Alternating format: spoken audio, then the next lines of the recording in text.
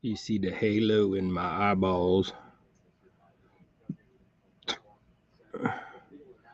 All right. Well, I got new glasses. I can see. Bad thing is $700 later, glasses are ridiculous anymore. Y'all know that? Let me tell you, the glasses are ridiculous anymore. But I got, no line bifocals is basically what it is. It's progressively changes. So anywhere I look in my glasses, I can see perfectly clear.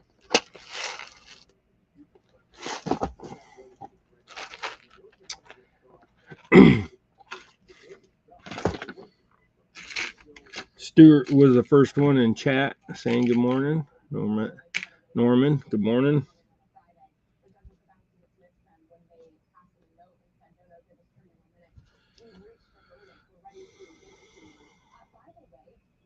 Randall, welcome in. Shirley T. Sorry I missed last week, everybody. Had things going on. You know how that goes. Everybody. First of the month type stuff, appointments, all that kind of thing. And I guess since I had a heart attack, now I probably need to go to the doctor more often. So instead of every 3 or 4 years, maybe I should just start going every year. I hate going to the doctor because I always tell something wrong with you. I never had more problems ever until I started going to the doctor. Shirley T.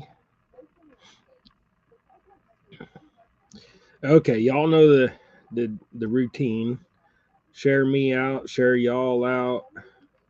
This channel's all about getting everybody out there. No matter what, There's millions of people that watch YouTube every day.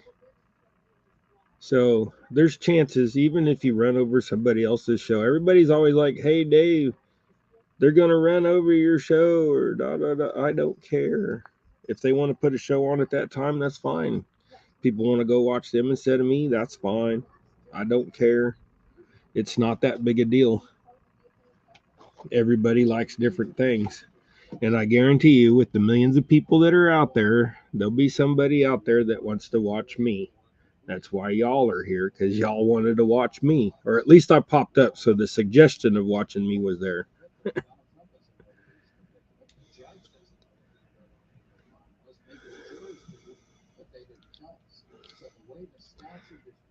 Ernie Brown, welcome in. Hey, Chad. Oh, yeah. Chad looked like he had a good weekend. Y'all didn't. Y'all ain't friends with Chad. Go find him on Facebook and check out the pictures he posted. He got some nice cats this weekend. Or this week, I guess. May not have been over. I think that he said it was over the weekend.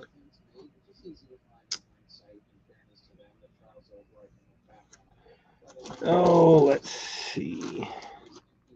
I'm all discombobulated right now. My brain's going to different places. I got so much stuff to do. I'm so far behind in the shop. I'm like 4 weeks behind, 5 weeks behind in the shop. Not with like the rod holders or nothing, but I'm still behind on them too. It's just this time of year, there's so much going on. I got to mow, and it takes a whole day to do that kind of stuff. We've been fishing some, but we've literally only been fishing like 4 times in the last, maybe 5 times in the last 3 weeks. And the bad thing is, this is crappie time, but I've been working on that silly pontoon boat. About to go switch on compressor and find something to do. Well, that sounds like a good idea, Ernie. Yeah, we so I've been working on the pontoon boat. So I got it all the way down to the only thing that's left is it's in the mail and it's in Wichita, so it's only 30 miles away. Hopefully it'll get delivered today, and if not today, tomorrow.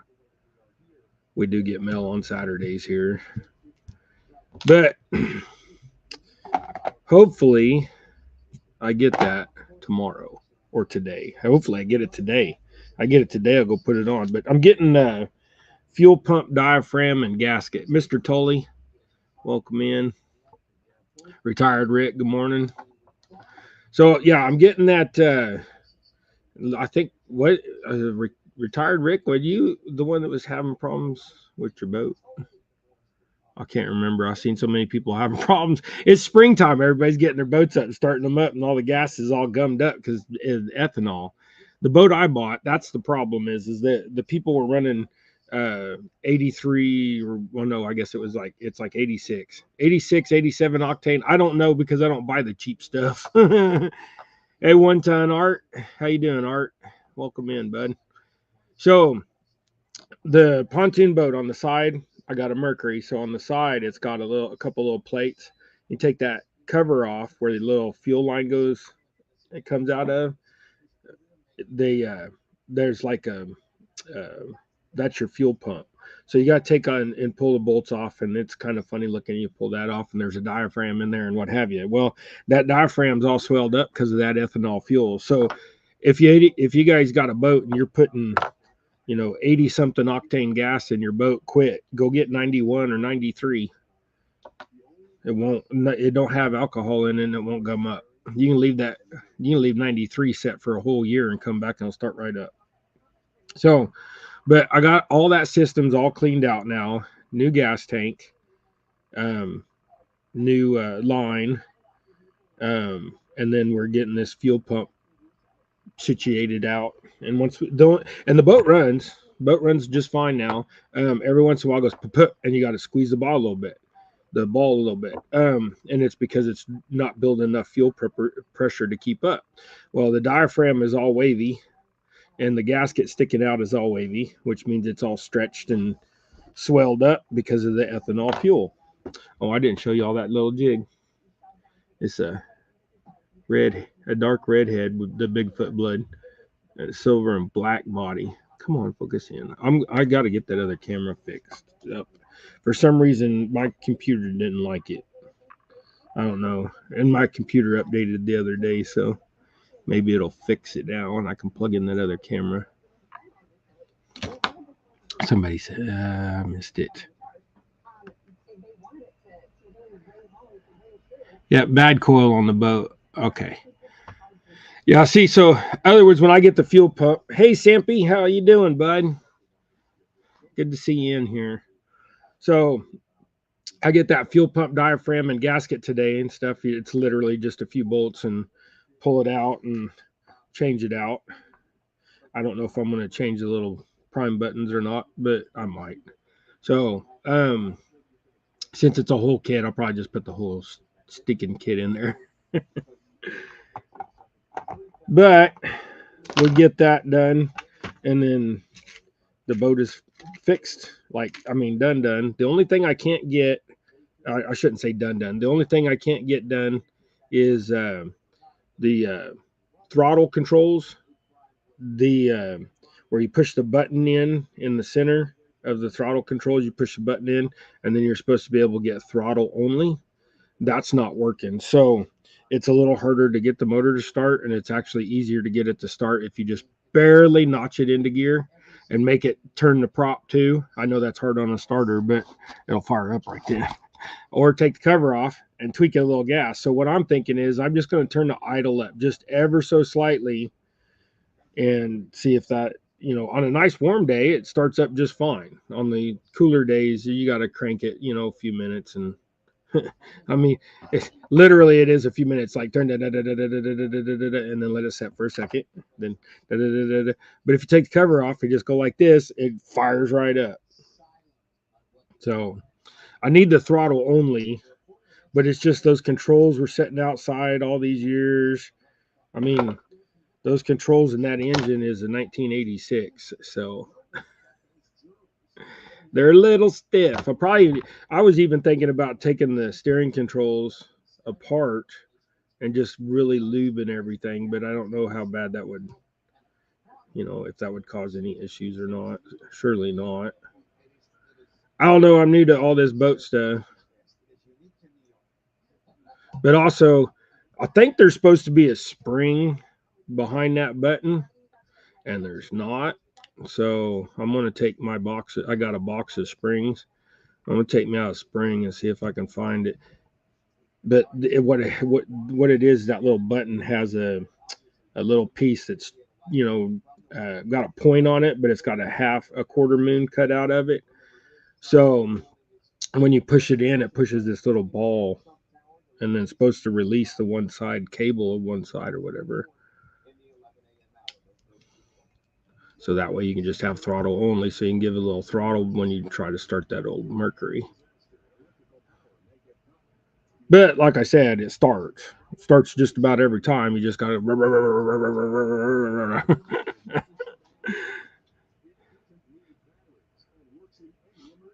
off the hook. I thought I missed him. Okay, let's see. Find another piece of that silver. Ah! I'm moving my mouse while I'm.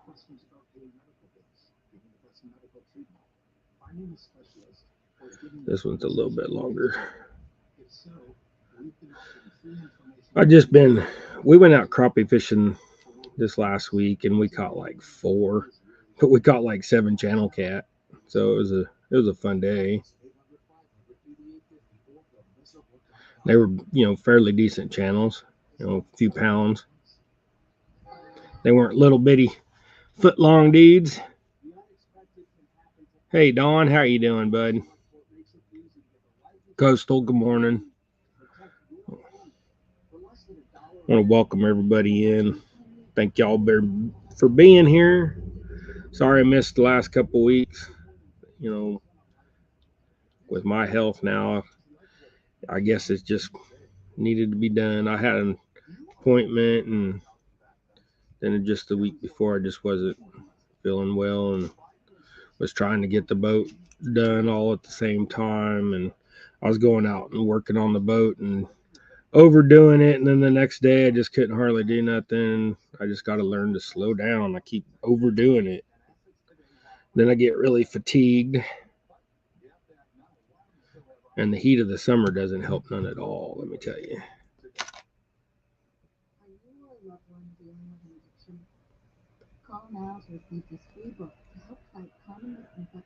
So, but the boat is pretty much mechanically done, except for, like I said, the fuel pump.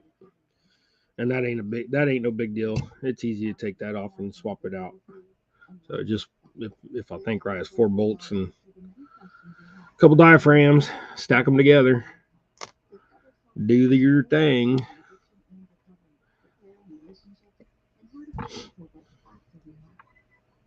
We'll get that fixed. We'll get back out on the lake. We did one live on the lake. That was the one and only time we was on the lake. And she wasn't peeing. Well, come to find out, the mud daubers did push mud about 2 inches deep in that tube. But on top of that, the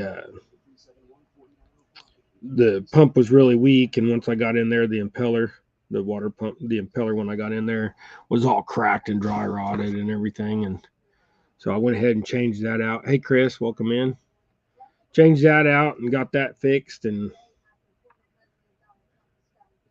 then, we did a few other things. So, but I still want to finish. I got some artwork I still want to do inside the boat. Gregory wants more fish. So we're going to paint the inside of the rails and do more fish. And if somebody buys a boat later, they just paint all this stuff if they don't like it. So, but I don't plan on selling the boat for a while, like a few years. I want to get some good use out of it first. Then we'll upgrade. I want to make sure that Gregory is still not real comfortable about wanting to launch this thing. So it's super easy. All you do is just back it down in the water, have him get out, take the ropes and tie it off the boat, and then I'll unhook the front and I'll pull out from underneath it. Then we'll go down and get on it together. Well, that's as simple as it is, but he's got anxiety about it. He's just not for sure. He's just but that's fine. I can find plenty of people who won't go fishing. Anybody ever want to go fishing? Come on down. We'll go fishing. But Rex is about done doing his thing. He's doing his own deal, and he's got his web design thing that he does, and so he's got a customer that's got a real complicated web design that he's been working on and working on and working on. So y'all know how that kind of stuff goes, and even if you don't, you've heard how that kind of stuff goes. So Rex is about done doing all that, and then we'll get back to making some more videos and doing some more fishing adventures. And like I said, now that we have the Double Hook has the boat, we will be doing a lot more of that. I mean, the biggest thing is it's a pontoon boat, so it floats and it runs, and I have an iPilot, so even if the big motor quits on us, we can get back, because that's what happened to us. The big motor quit on us when we were out on that live, so we just used the trolling motor to get back to shore. We're just fine. Just took a little longer, and we fished while we were doing it. So we trolled back about a mile and a half, 2 miles an hour, and we was going for hybrids and walleyes, and they'll chase that fast. So in our area, walleyes really like about 1.5, 2 miles an hour. So do the hybrids. There's a little pink and purple. Then, so out there on the big old reservoir of Cheney, which isn't really that big, there's probably about 5,000 acres right now, if that. Normally, I think it's 7 or something. I don't remember exact, but it's only about 35 feet deep when it's full, which it's not full. So, but we enjoy that lake. It's got a lot of channel cat in it. It's got big crappie, so like 2-3 pound crappie. There are a lot of people catching 3 pound crappie this winter. So, and it goes in years. So like they'll have a year where there's a flood. So like the shad multiply like crazy, and everything it can survive because they're all up hiding in the high water weeds and all that kind of stuff. So and then the next year those shad still are around because there were so many plentiful of them, and they got bigger. So there's more food. So about every 10 years to about every 15 years in Cheney Lake, the crappie swell up to like 3.5 pounds. And then it'll go for a period where you're catching a lot of 12s. So it'll go for about 5 or 6 years where you catch a lot of 12s.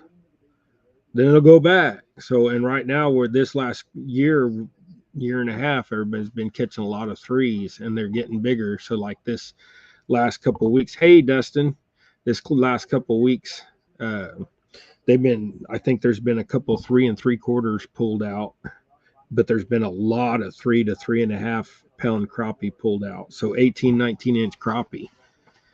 So we're wanting to get out there. And when we were out there, we've seen a bunch on radar. We couldn't get any of the crappie to bite.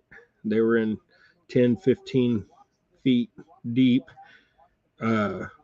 suspended, and probably about 20 feet of water. So the water was 20 foot deep, but they were down 10 to 15.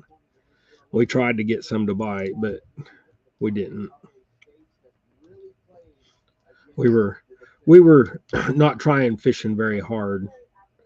And then when I went live, we were just messing around up by the dam, goofing off trying to catch white perch and white bass they were going up and spawning on the dam, or at least going up and feeding on the shad that were spawning on the dam.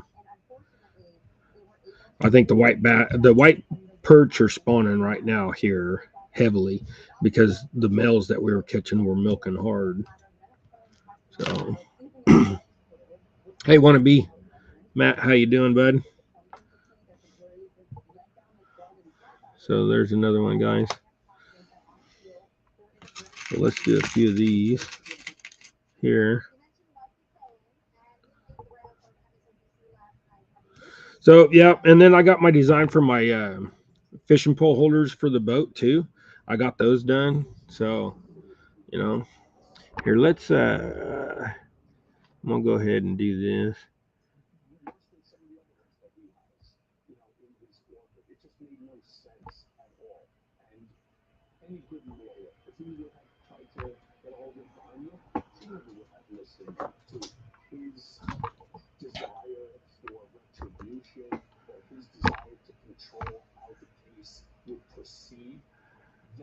All right, I threw the link out. So if somebody wants to come up, just don't take over the conversation. And if you want to tie jigs, you can tie jigs, but let's keep it to jigs and not flies. I'm not in the mood to tie flies. Somebody asked me if I was going to tie flies on the show today, and I'm not tying flies today. Flies are more of a winter thing. It's raining hard there, Chad. Well, you be safe. I don't know if there's supposed to be any bad storms down that way today. I know it's supposed to rain, but I didn't know if there's supposed to be any storms or not.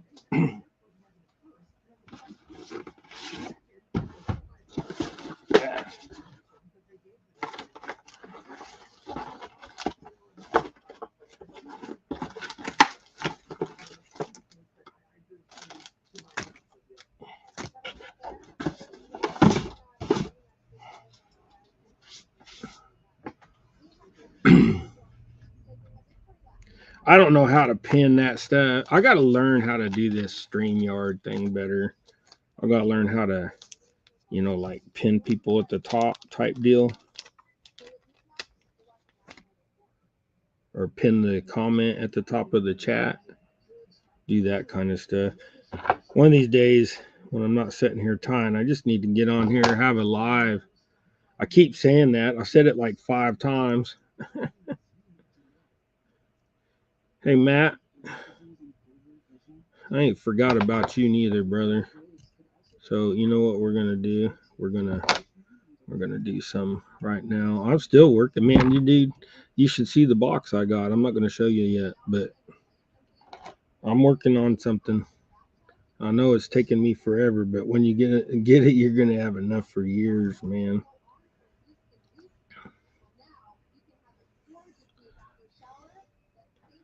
If y'all don't know, I've been working on a box for Matt for like 4 months. I don't know, it may be longer than that.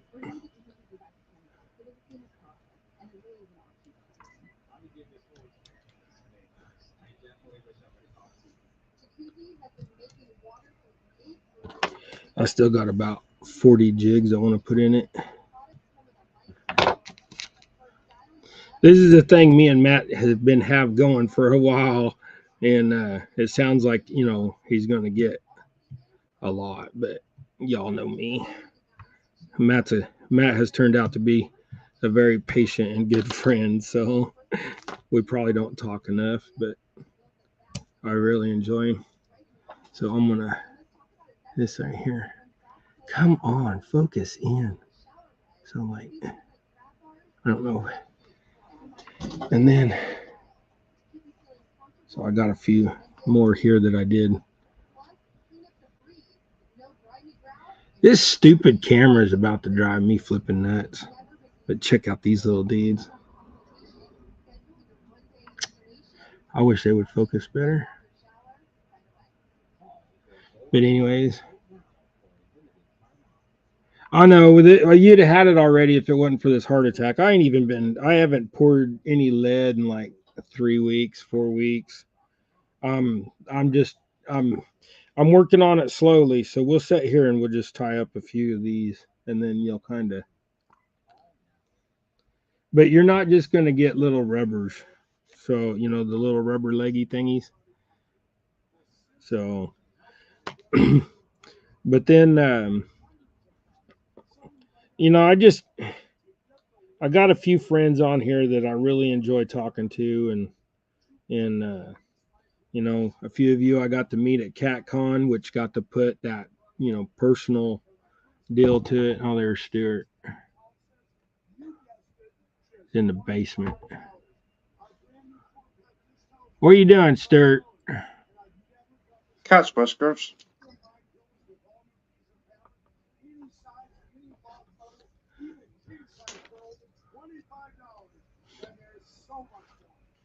So yeah, that's what I'm busy tying up. It must be. Is the sun out there today? Trying to poke through. Yeah. Hello, family That, members. yeah, that's why I wear my hat on the throw glare.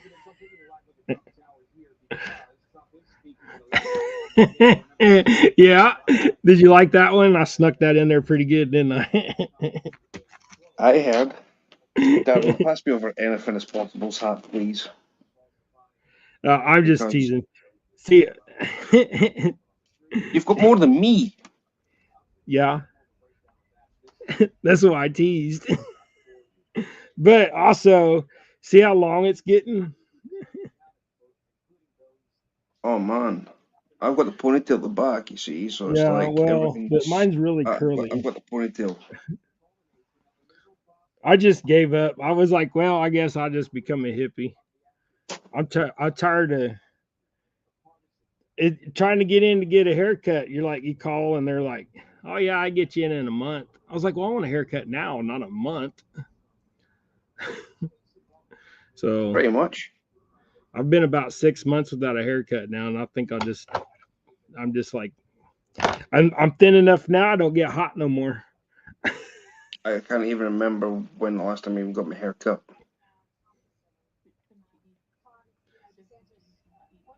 I have a couple friends like, your I'm hair's saying, curly. I was like, yeah, it always has been. Dave, you have a mohawk. You should mohawk it. No, I'm not mohawking it. I ain't got that type of personality.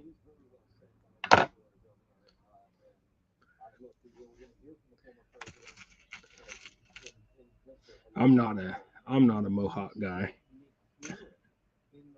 I don't mind other people having mohawks. I think some of them suit the person's, you know, pretty well, but it's just not me. I'm more of that, you know, big old saddlebag biker guy.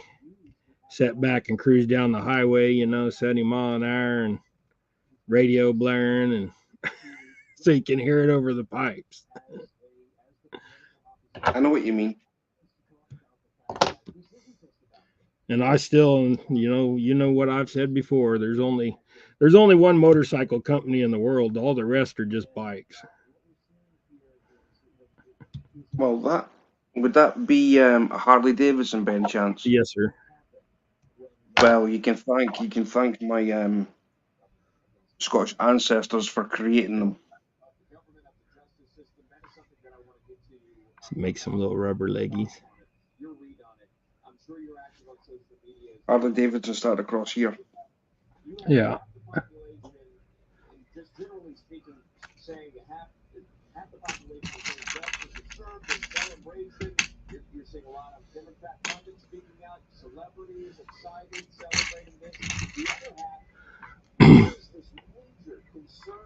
So we got the boat running.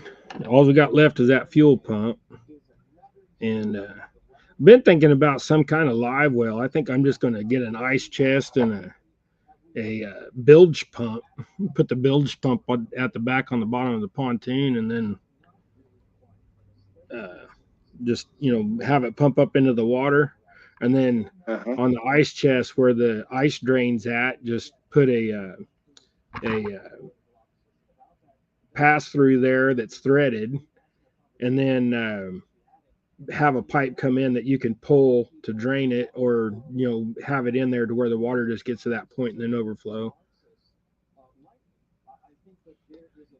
I did that once before on an old boat that I had, and it worked pretty well. But I learned my lesson. You got to have twice the size of drain as you do the pipe coming in.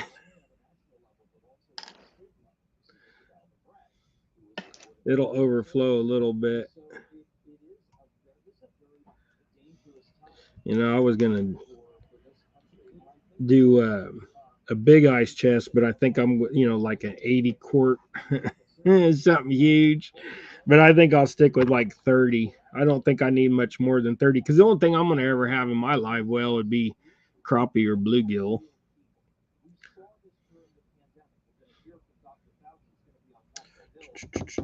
There's trying to think it.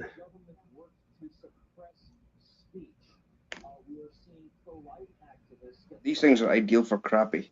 They've been tried and tested already.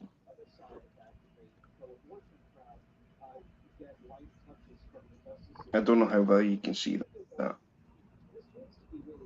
Are you tying a fly or a jig? That's a fly. I told you didn't hear me say what I said, did you? I said tie jigs when you come up. It's all good, Stuart. Don't have any jigs. Flies is the Oh, same you don't thing. have no jig heads left? Nope. I'm trying to look for a mold actually for them. Get you a mold. Do you have any lead or any way to I've plenty of melt it? lead. I I've got got plenty then. plenty of lead. I just need a mold. Right on.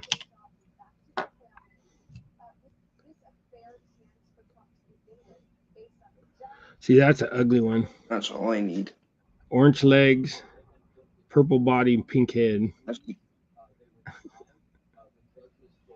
Sometimes them ugly colors work. I'm gonna make another one too. pretty. For the boat, Walmart has a deep square one. Slash has bad. Yeah, the if I got a cooler, see that I bought a big cooler already from Walmart. They have the lifetime coolers, and they're like the Yetis, but knockoff version of the Yetis, and they're like $150. And they had one on clearance that somebody brought back, and they were clearancing it for $75. So I snatched it up.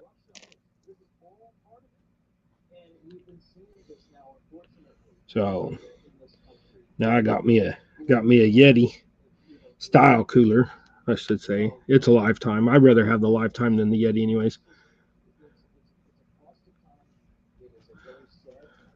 I'm not a big fan of the Yeti brand. Hey, Bill, welcome in. Yeah. But I Makes could sense, right? also, you know, get me another one because every once in a while you go in there, they got one on clearance. Hello, Bill.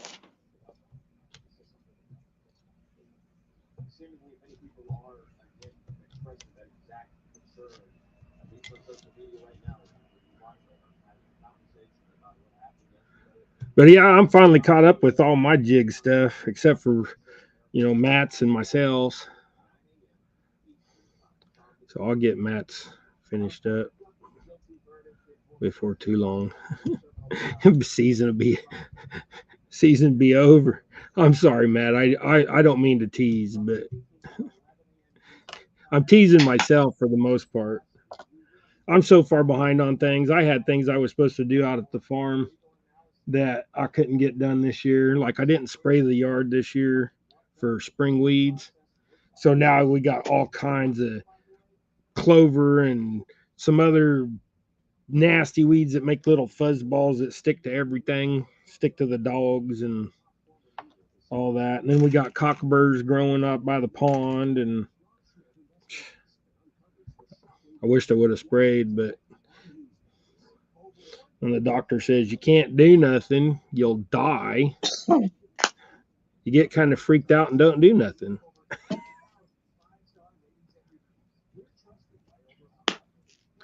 I do feel a lot better now, though. I almost feel back to normal. It's taken, what's it been? It's been 11 weeks since my heart attack. So it's still fairly new. I wonder if these are any good.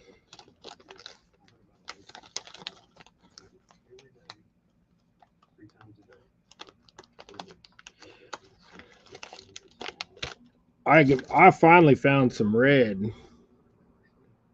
Some of the red rubber, like true red. Uh-huh. Trying to find some true red is just almost impossible.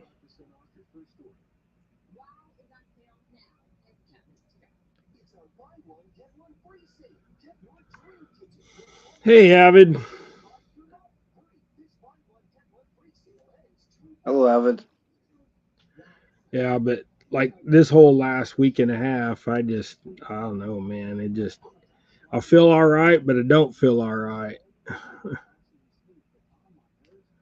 And then this last week, I would say it's getting better. So I actually worked in the shop the other day for a couple hours changing Rex's brakes, changing his front brakes out. Hey, 205, welcome in, bud. Hello, You've been Dan. he's been doing a lot of video stuff for lives lately, or at least I just been seeing them pop up.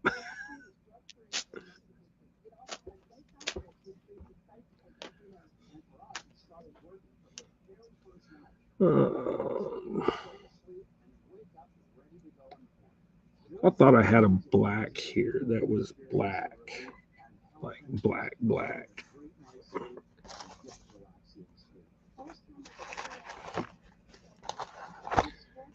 Black enough.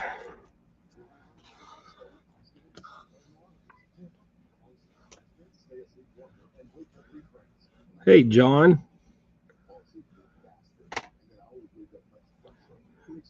Switzer? Is that how you say that? I'm bad with names. Hopefully, I didn't butcher that.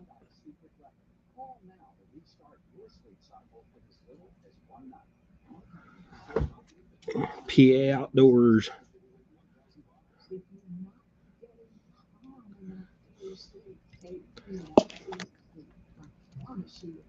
So, been doing any more competitions over there, Stuart, or I have been. just the two?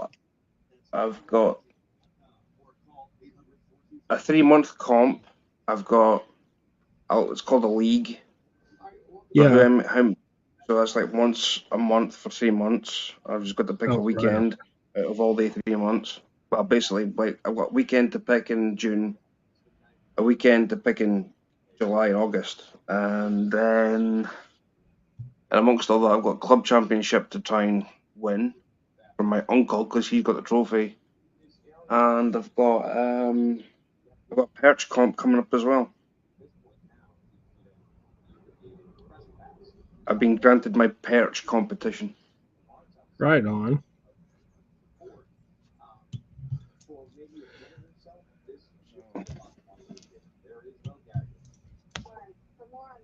Here's hoping to try and win something.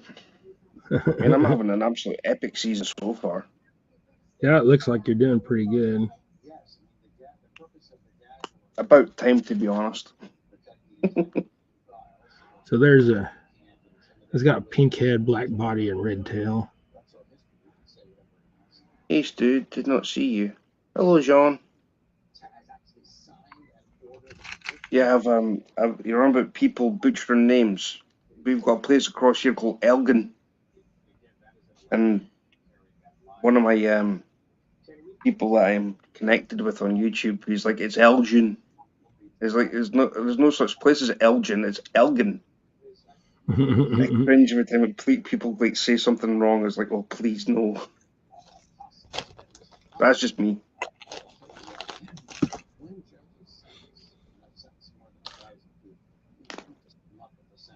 That's just me.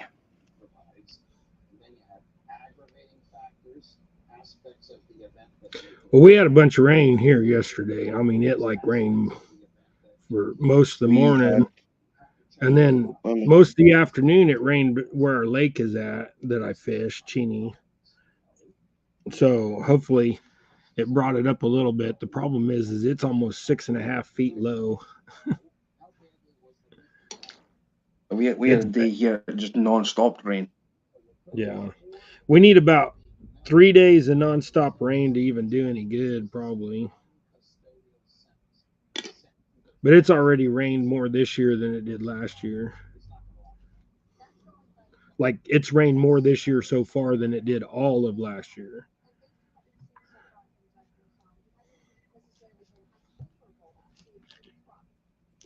You should let's even a real trophy, Matt. Just asking her.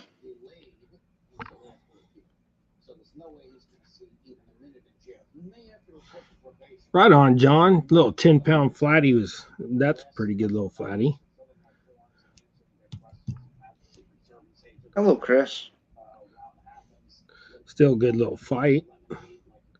Unless you're using big old giant rods and 80 pound line, then it wouldn't be that. I mean, it'd still be a good fight, but it'd be pretty easy to reel it in then.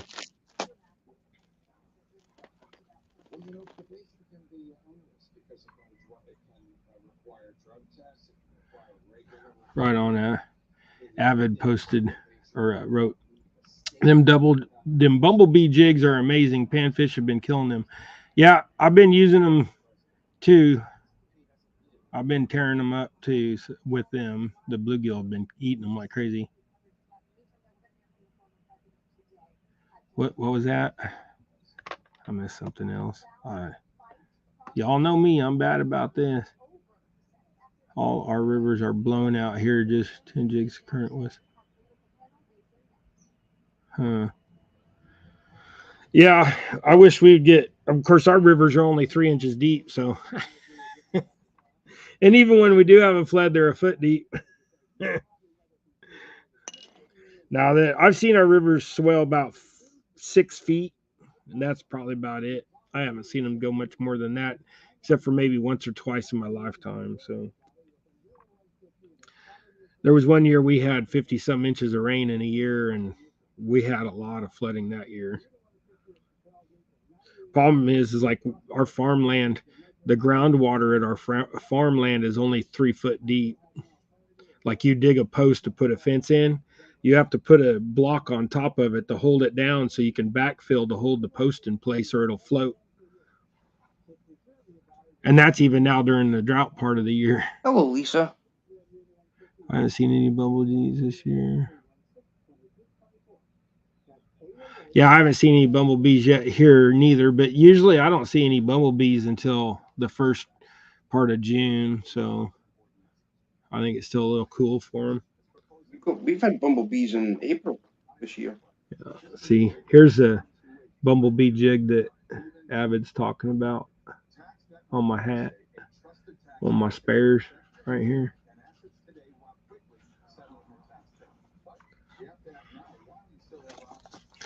I'll keep them on my hat because that way, if I get too far from my tackle box and I break off, at least I got one. I got one hanging out.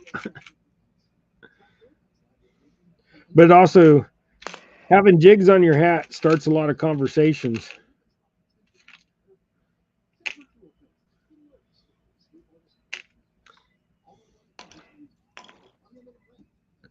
I've been in plenty of places where somebody's like, "Hey, those are nice jigs. Where'd you get those jigs?" And then I just give them a card. That way, you're not just bothering people. They're asking and hitting you up.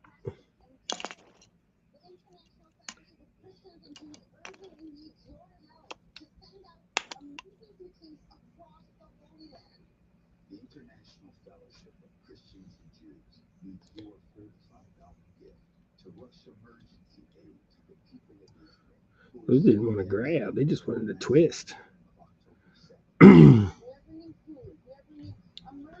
Hey, Lisa. Hi, Indiana Chris. I'm missing people. I'm tying jigs. I ain't watching.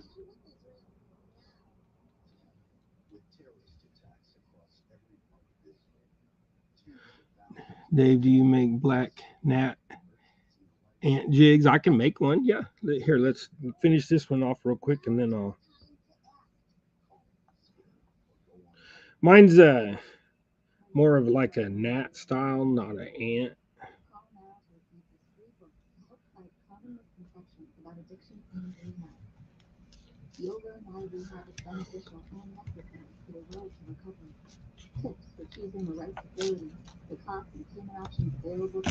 And what to expect.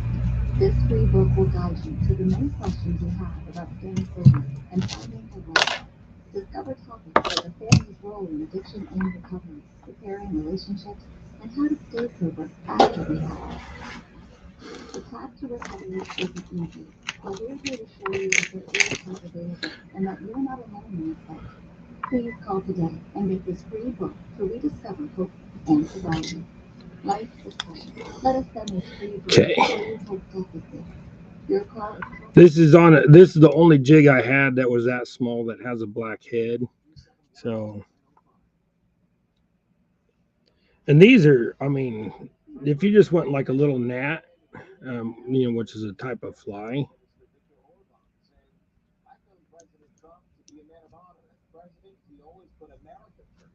Okay. Now let's see if I can find some.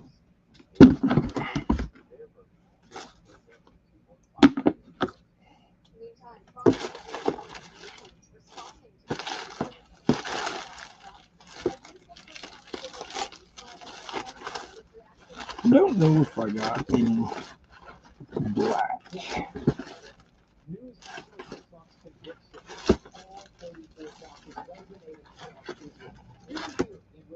Have some grizzly.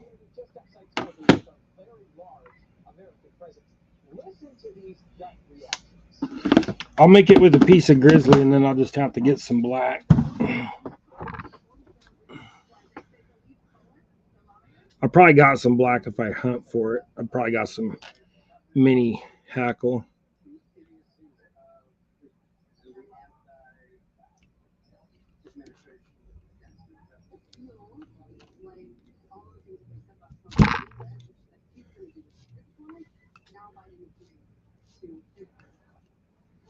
So just wrap this up, wrap the collar up like that, and then take that.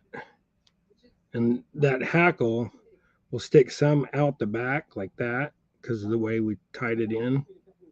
And then just spin this up.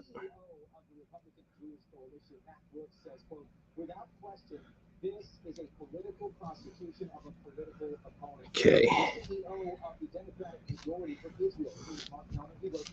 Hopefully that'll hold. I just snapped that little feather off.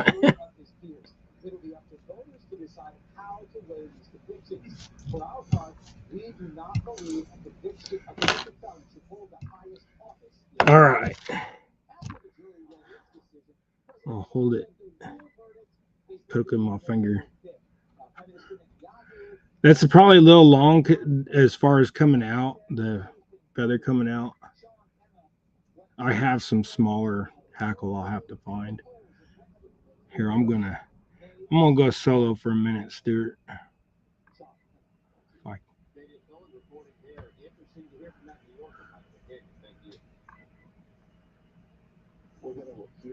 I wish this thing would.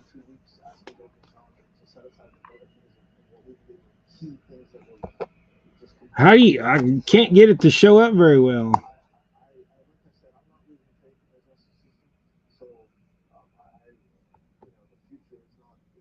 Psh. Anyways, I was hoping it would focus better, but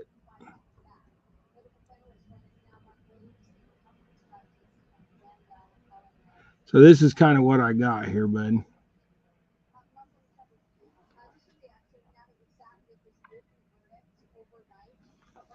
But I can make them as small as 10s in a sickle, and that's a 12, but that's a just a regular J.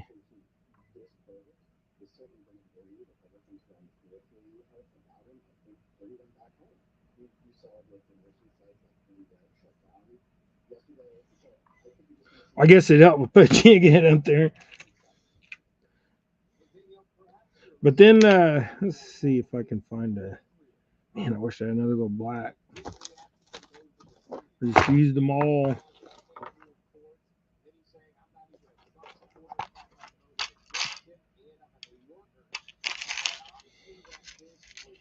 So a lot of blacks in nature are not black. They're dark blue, dark purple, browns, things like that are just so dark that they appear black.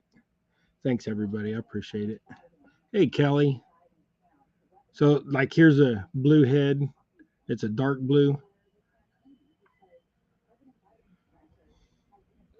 And if you're gonna, I know what I'm gonna do. I'm gonna get my.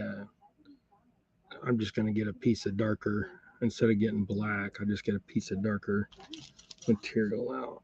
It'll look better.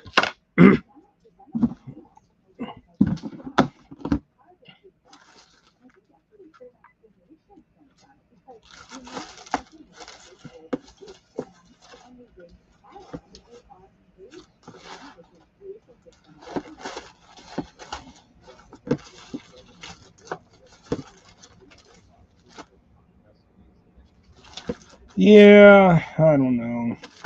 About the closest thing I can get is just a really dark brown.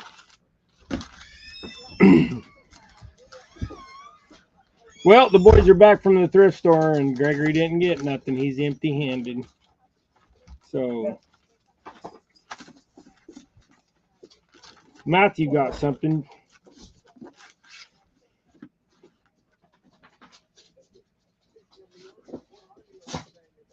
There's a darker feather. Ah, I had it. There's a darker one right there. So what I got is I got a hackle cape. So see, ain't those pretty? Just a minute, Stuart. I forgot about you. I left it on big screen and I just looked at the camera and realized, hey, we're not up there doubles no more. And he dropped out. Anyways, he must have had a bad connection. Anyways, I'll put him in the basement too long. I'm sorry, Stuart. I got busy doing this and looked back and went, oh, hey, he's not on screen. I wasn't even paying the screen. I was paying the jig, paying attention to the jig. Tennessee bound for work. The black in nature is usually that purple, dark blue and tint. Yep.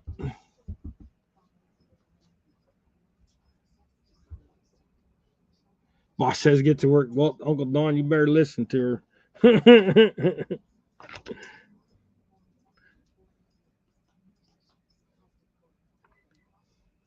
Only one person in the world I'm scared of, and I sleep next to her.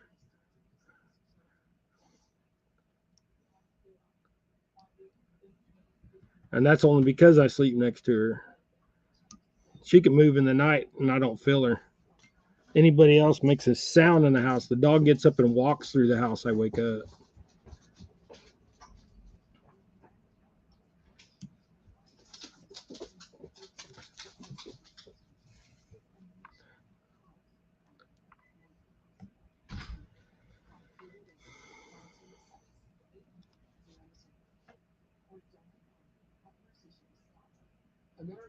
What is that brown?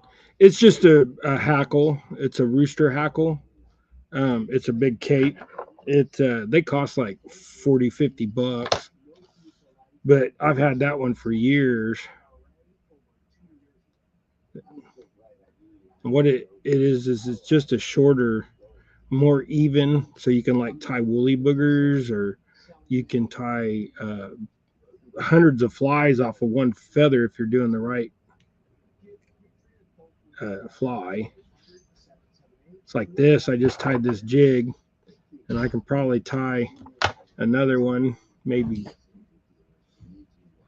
I just gotta set it where I don't lose it. Now this is a nice gnat. So this would be a nice dark gnat. And this would catch bluegill all day long. They'll just come up, they'll just see this fuzzy little thing, and you twitch it, and they're just going to be on it.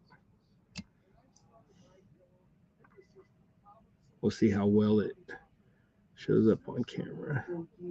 It just doesn't show up very well on camera. But that little thing right there, that'll get them. And then there's room for on the hook that you can put a little piece of worm or a little nibbit.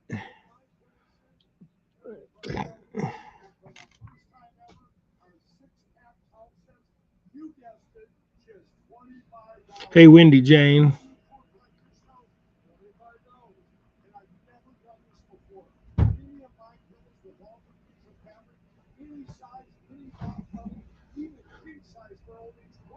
I've never gotten no notice from YouTube to do any of that stuff, so I don't know how to set up the super chat deal.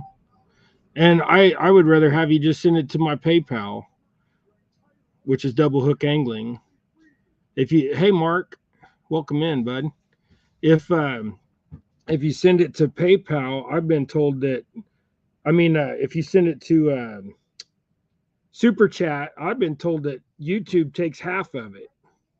So why do I want them to take half of it? I'd rather just have you go but I don't know how to put up my my PayPal thing to where it marks it at the top of chat. I ain't figured out none of that stuff. I'm a technical idiot. But my PayPal is Double Hook Angling. You know, just go to PayPal and put in at Double Hook Angling.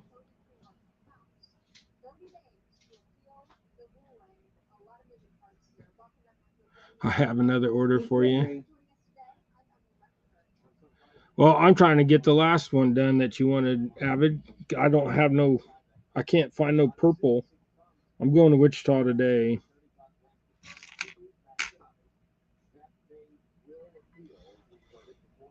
I got them finished. I just don't have no purple.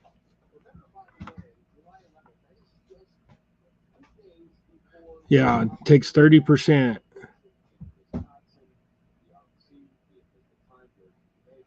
But if anybody wants to,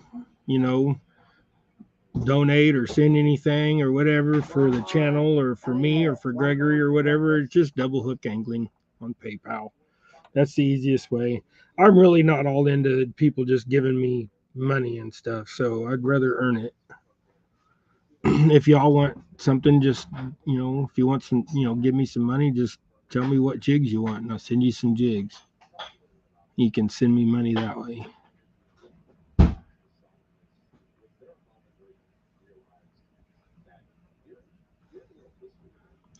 Yeah,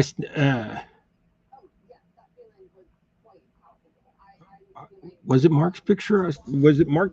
Mark posted that on Facebook that he caught walleye. I believe somebody did. I was thinking it was Mark.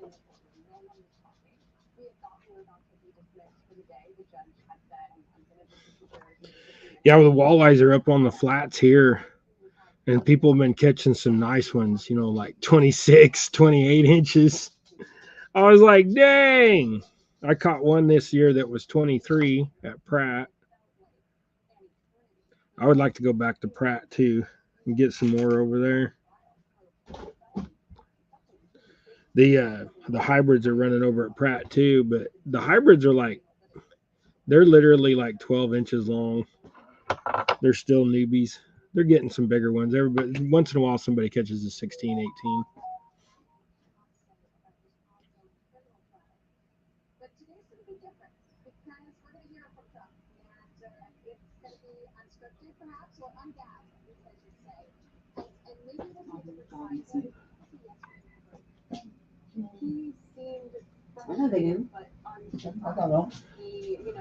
Yeah, them smaller ones eat better, anyways. I think they're side bones. If you don't get all them little side, but most people don't realize that when you fillet walleye, at least here in Kansas, when we fillet our walleye, we make 4 fillets. You get a top half fillet, a bottom half fillet. So you'll have one fillet that's this long and then one that's this long on each side, because you take the belly off. But down the center, during the vertical line, somewhere in there, there's some bones, some pin bones. If they're small enough, that those pin bones just melt when you cook them. Our favorite walleye is the ones we catch out of our little river down here, because in our river, the walleye don't have no length limit. So you can catch 12-inch walleye and keep them if you want. But our water's, like I said, at the most in the deep spots, our water's a foot deep in the river. Most of the water's 4 inches deep. But like this spring, there was a bunch of 12-inch walleye down there that are probably about as big around as a paper towel roll, and they was just stacked up against our little spillway. You just go down there and just rip a bunch of them. Now we didn't because I think it's it's kind of unfair. But hey, Keith, I got my truck back today. Oh, I get my truck back today. Woohoo, Avid! Finally. No fishing for me. It's been a while. Our creeks and lakes have been flooded out. Yeah, that's what somebody said, that y'all was all flooded out. Yeah, we've been starting all them rainstorms over the top of us and sending them y'all's way. We should have just kept a few of them. The good thing is the last couple of days of rain that we've had has been right upriver in the watershed for our reservoir. So that's all good news to me because, like I said, it's 5.5, 6 foot low right now. We can get you a few of these going here. It's a slot here, 14 to 18, and 1/24 if you can keep 4 total. Right on. See here, they have to be either 18 or 21, and you can only keep 2. And most people just they keep the females. They Now at Marion they started doing slot limits at Marion, and the slots at Marion are you know what, I'm gonna tie another. I am gonna tie me a couple of them little gnat things. At Marion they have slot limit now. Gregory just went and grabbed the deal and looked it up for us. So at Marion, 18-inch minimum length on walleye, 3 fish daily krill limit. No more than 1 fish 21 inches or longer.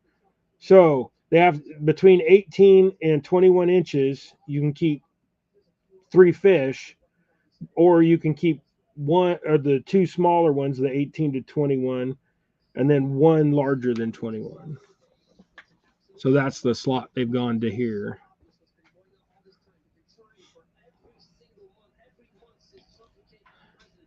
Thanks, Chris, for saying that, hitting the thumbs up. Yeah, I don't know why I forget to do this too. Throwing things up more so people watching later can see.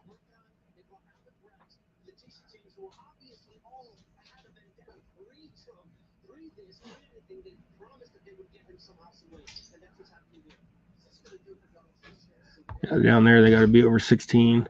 Yeah, see, we have so many walleye here, though. I mean, we could go out in a day and you can catch 50 walleye if you're targeting them.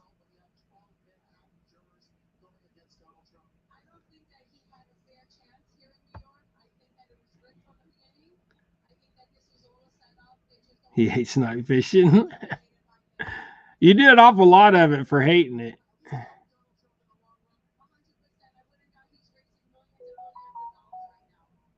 Oh, Chad. It's always good to see Chad in here. It's always good to see all of you in here. Just a few of you I got a tighter rapport with. I didn't unmark that. Sorry.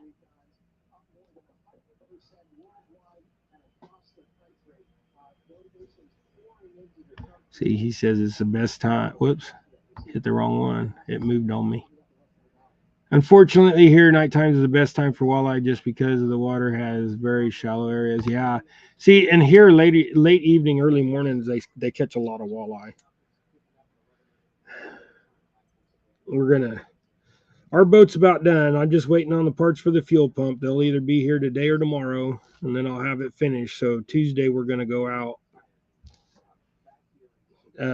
Rex has said that he'd be able to go out on Tuesday. So hopefully that'll hold. We were going to try to go out today, but with the weather and he has some things going on with his business. Actually, I think it's his wife's that he's having to help right now.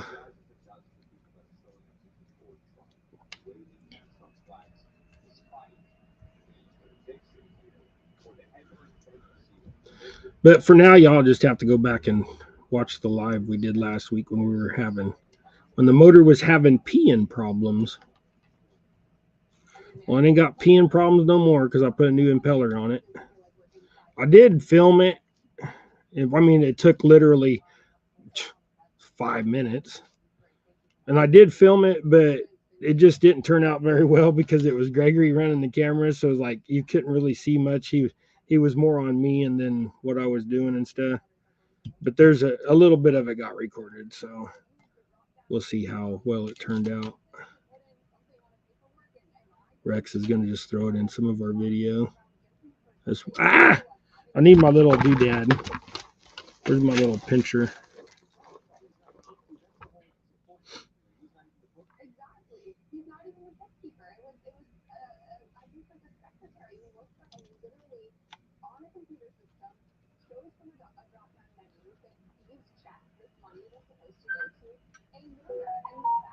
Oh, somebody tried calling me.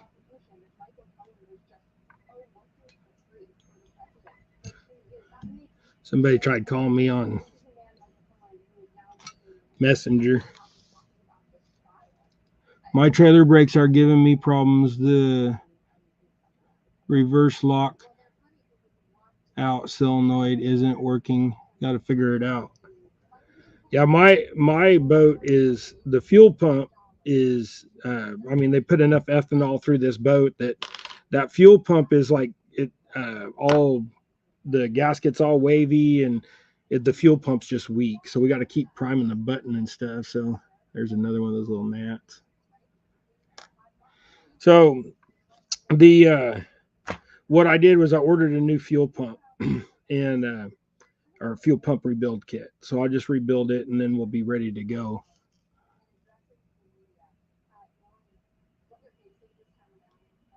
Oh, it was Matt sending me a message, dropping my phone, sending Jigs.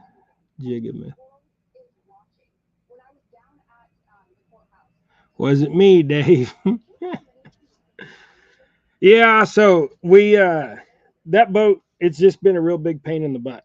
So we did get everything situated and we got everything where I like it. I like where I put the battery box, which is just a big giant truck box that sits on the side. And I got my the batteries in there for the trolling motor and stuff. And then those batteries also run my dash. So like my nav lights and stuff like that, they're LED, so they don't use much power.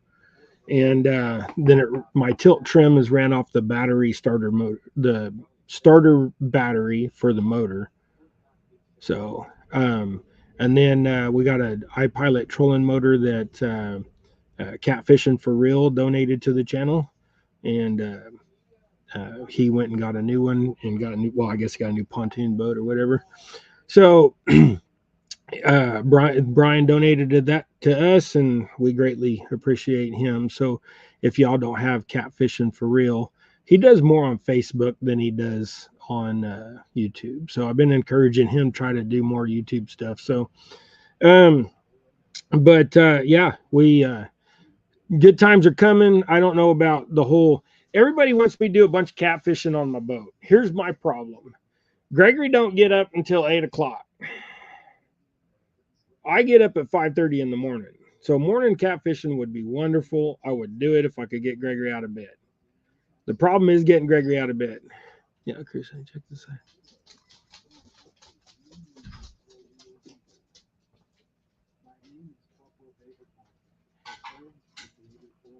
Put it up, Gregory. Yeah, not apply the brakes in reverse.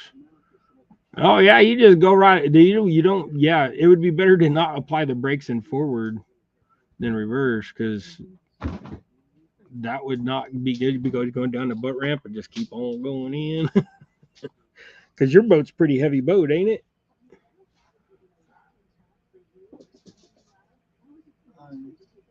Problem is here I can't get out of bed. See, I could get up at 5:30, but my problem is I'm ready to go to bed at 8. at night. So I mean, nighttime catfishing for me is probably not going to work. Now, plenty of people catch catfish during the daytime, and we do too. Now, we catch more channel cat than anything because we're fishing from the bank. But we're hoping to change that, and we'll get out there. And hey, Joshua, welcome in, bud. So we're hoping to get out there, and we'll get on the water, and we'll see what we can do as far as is getting some big fish in the boat. I did learn a little bit about the Garmin side sonar that we got, and so like we were playing with it a little bit, and it's really easy to find fish with it versus the old stuff that we had back in the day. With the little, like 12 pixelated fish, 12 dots of pixelation per fish. You know what I'm talking about. So this new Garmin makes a big difference, but it doesn't link with our iPilot. And I bought the Garmin because I was going to buy a Garmin trolling motor, or get a Minn Kota and then get a Lowrance. But we ended up buying the Garmin, and then I was like, well, if I got the Garmin, then then of course then we got gifted the trolling motor. So now I like the Garmin for what it is, being on the back and the side sonar and everything. So later I'm going to get a um, just tell him I'm on a lot. So, but then we're going to get the Lowrance, and we're going to hook it up to the head of the trolling motor, and then we'll do that, and then we'll have a live scope on the front. I'm not going to get no super fancy live scope. They got a Lowrance live scope that's like $1,000, $1,500 or something like that, and then you got to buy the little transducer thingy bob. So, but they said I could, for about $2,300, we could get into live scope. Now, I'm not a big fan of the live scope just because it's new technology to me, and I'm like everybody else. It seems like that's what everybody's going to, and I'm not going to ever enter any competitions or be in any competitions. I don't know if I would even do any one-on-ones. I mean, I'm not a competitive guy. I just want to fish and have fun and show y'all the fish we catch. I hate it when my son Timothy's like, "Oh, Dad, mine's bigger than yours." Da da da da da. See, that just ruins it for me. So I'm not like, I know some of y'all love doing the one-on-ones or love doing the group competitions. It's just that's y'all's thing. It's not mine. So what you'll see with us going out on our boat is just us fishing and having a good time, and we are going to be making, make camera mounts and stuff, and I'm going to make a mount for get a RAM mount for my tablet to put it on the dash too. That way we can go live and do the whole live thing. So, and it'll just be during the day probably. So we'll see how it goes. The bimini top on the pontoon boat also, all the stitching ripped out of it. Just 25 years old. So I'm going to see if it costs more to uh, make the thing. I mean, it costs more to get a new one than it would be to just get this one stitched up by far. And this canvas, you're not going to find something this heavy in this. I mean, this canvas is still good, except for the two holes the mice ate through it that are about 6 inches in diameter. So I'm going to take this canopy or this bimini top. It unzips off the frame, so it doesn't slide out of the poles or nothing like that. It just it unzips, and then you can take it off. So each pole has a big zipper. So I'm going to unzip it, and I'm going to take it over to Cheney to the upholstery shop, and I'm going to be like, "Hey, can you sew this back up?" I mean, it's all still there. It's all, still half in place. It's just some of it, the stitching's come undone, and I just have them overstitch the other, and then we should be fine. So, and then we'll have our bimini back, and it's just an old dirty bimini, and I've already made, the adjustments to get it up higher in the back since I moved it forward to the middle of the boat. So, yeah, me too. Yeah, the I don't even know if I've ever. I think I have seen Mark in it. I think I have seen you in a couple of the little fishing things, but I don't remember. Were you even fishing, or you just a host? So, but yeah, that's the way I am. I just want to fish. Now tying jigs. I love tying jigs. I don't get competitive with the jigs neither. Now I do have a preset notion in my head that like certain styles of jig tying just bother me. So like I know people that tie jigs that they look good, they'll work great, but when it comes to the jigs, I like the neatness.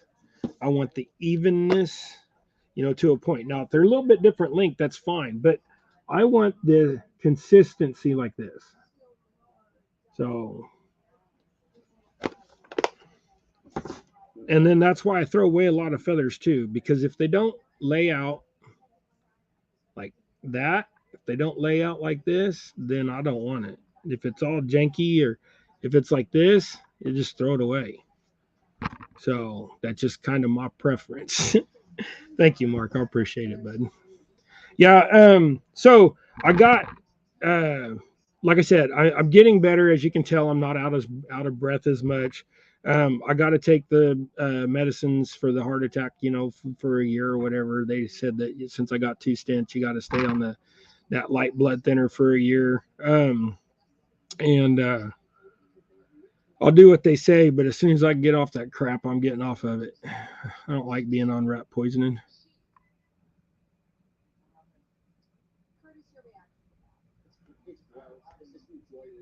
Which jigs? Like what I just showed you? Just a mixed box.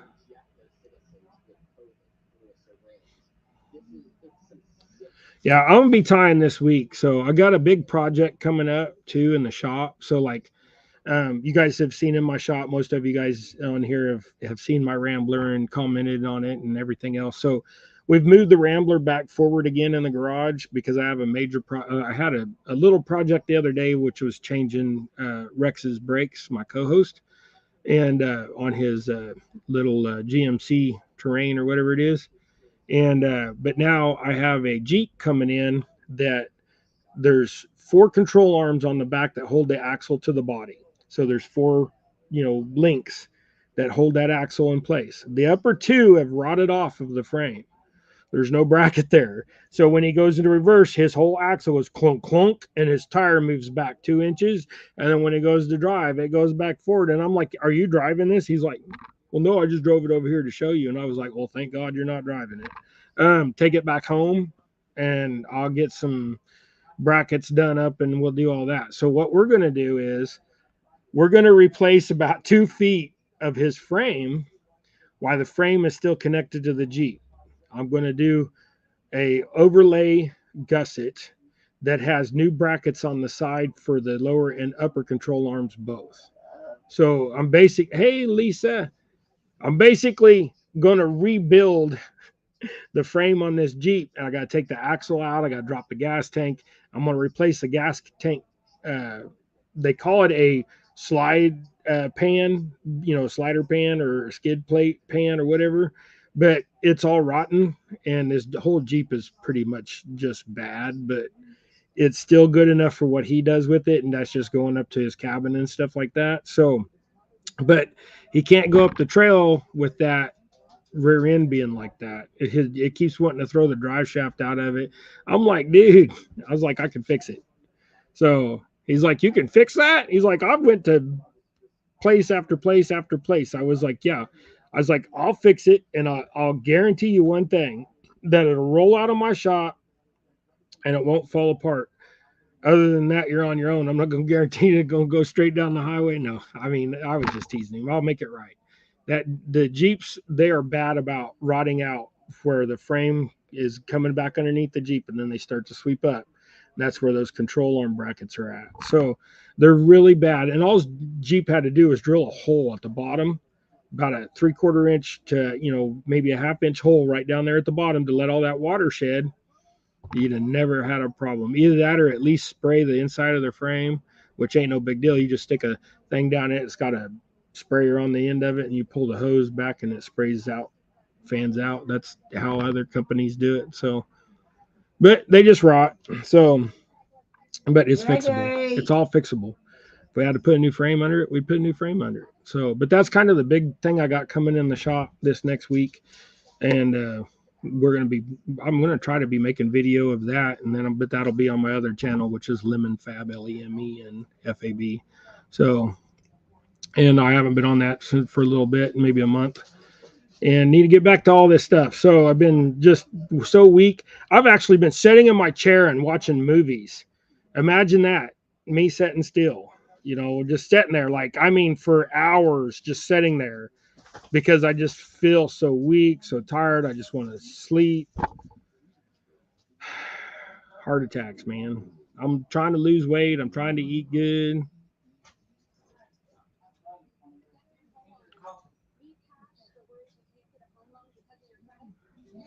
Oh, you hit a deer. Why? It's no good.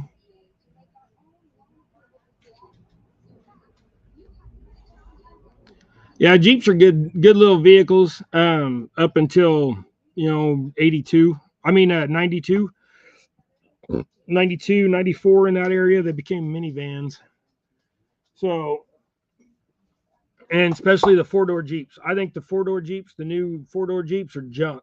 They're a minivan. They're a minivan. That's all they are. They have a 3.8 liter piece of junk in them. So, I'm saying this kindly because I work on vehicles. I'm telling you, I have a buddy that owns a mechanic shop. There's a reason why I drive a Chevy, and yes, they have their own issues and stuff, but I drive a Chevy because I have mechanic friends that work on Fords and Dodges and Toyotas and everything else, and I'm telling you, I can't afford a Ford because it costs too much to fix them. Can't afford a Dodge because I can't afford to put new front ends underneath them. So the only good Dodges are the 3/4 and 1 tons, in my opinion. But don't take offense to it. That's just my opinion. You can take it and leave it.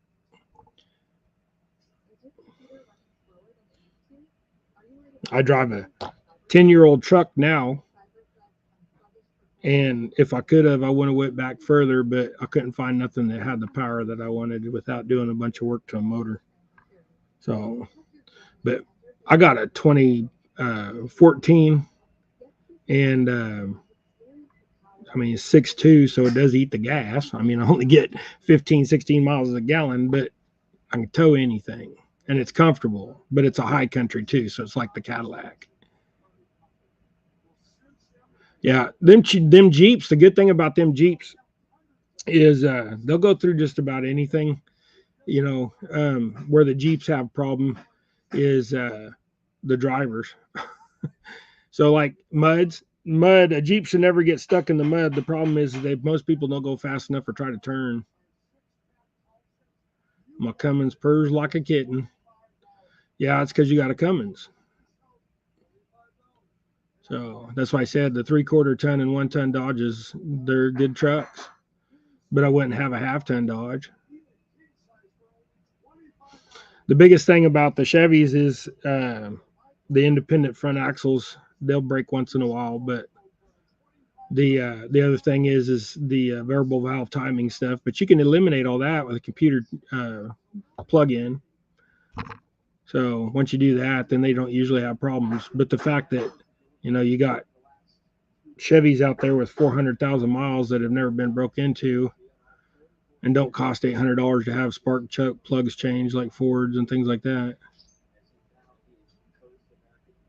Yeah. My buddy drove Dodge diesels for a long time. If I was going to buy a Dodge, it would be a 2500 and it would be a diesel. But for one thing, I like the Chevy seats. So my back is so bad that sitting in my friend's Dodge, he's got a 20 or a 19. He's got either a 20 or a 19 Laramie or whatever it is. And his a 2500. His has the big 390 Hemi. What is it, 392 or 396 Hemi or whatever it is. And but his seat kills me. It just don't have no lumbar. Yeah, my seats suck. See, but the Chevy seat, man, I just sat in the like I said, I drove all the way out there to CatCon and back, and I had no problem with my back. I was a little bit sore, but 12 hours in a truck, who ain't gonna be, My wife was having a fit because she couldn't get comfortable, but she also had just, her back's just shot. Yep. Yeah, try to find a cheap Dodge too. So try to find a cheap anything, square body, OBS, the old square body Fords. I mean, try to find the old Dodge. I mean, try to find anything older now, and you're just screwed because everybody wants so much money. I seen a real nice square body, and I was like, man, it'd be nice to have that square body. It's a 3x3 long bed. So, I mean, it's a 19-foot long truck, but I was like, man, that's a nice truck. And, but it just had a 350 in it. It's supposed to have 454, that model did, but somebody, put in a 350 with a 350 turbo transmission, which is underrated for that truck. And I was like, well, I'd have to go. And then I got to thinking I'd have to go find me an old RV somewhere and get a motor, or I'd have to buy a motor and stuff like that. But they still wanted $5,000 for that truck. And it's just because it had 4 doors. It's like for some reason the 4-door trucks are really getting popular. But if you watch, truck and car YouTube, a lot of them, the C50s and your old big international 4 doors and stuff like that, they're bringing premium now because people are chassis swapping them with the 2500 Cummins or the 1-ton Cummins and stuff. So yeah, there you go. Plowing paid for your last 3 trucks. Yeah, I like I said, I my favorite truck would be a mid to late 90s. I would rather have like a 94, 95 Chevy, but I want a 454, the last of the 454s, the good ones. And, it'd be 12, 15 miles a gallon, but still, that's what I get now. So,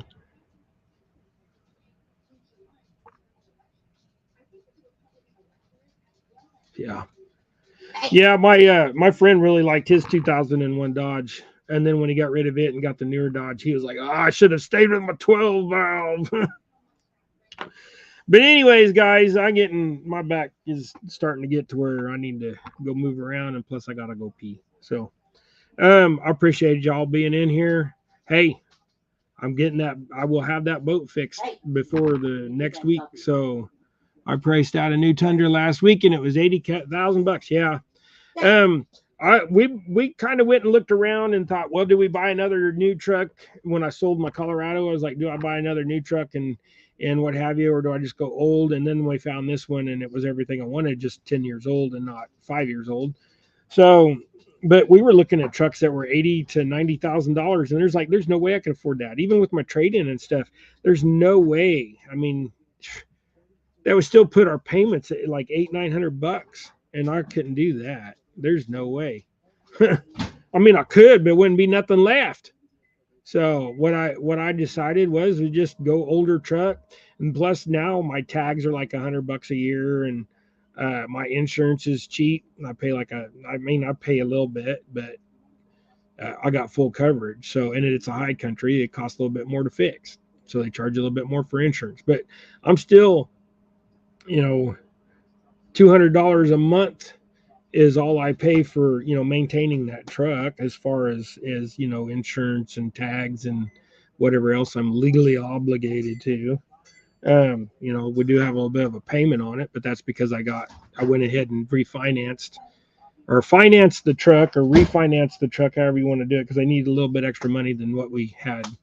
But we did that and so we could get the boat going and done. So, but yeah, anyways, you guys have a great day, a great weekend. Go catch a bunch of fish, tie some jigs. If you don't know how to tie jigs, go get you a little cheap little cheap tie flying kit.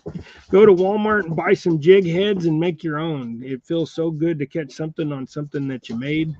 And, I've tried to prove it a while back that, tomorrow's not promised, but tomorrow is not promised. Hug a friend, tell somebody you love them. Take care of y'all. Go tie something.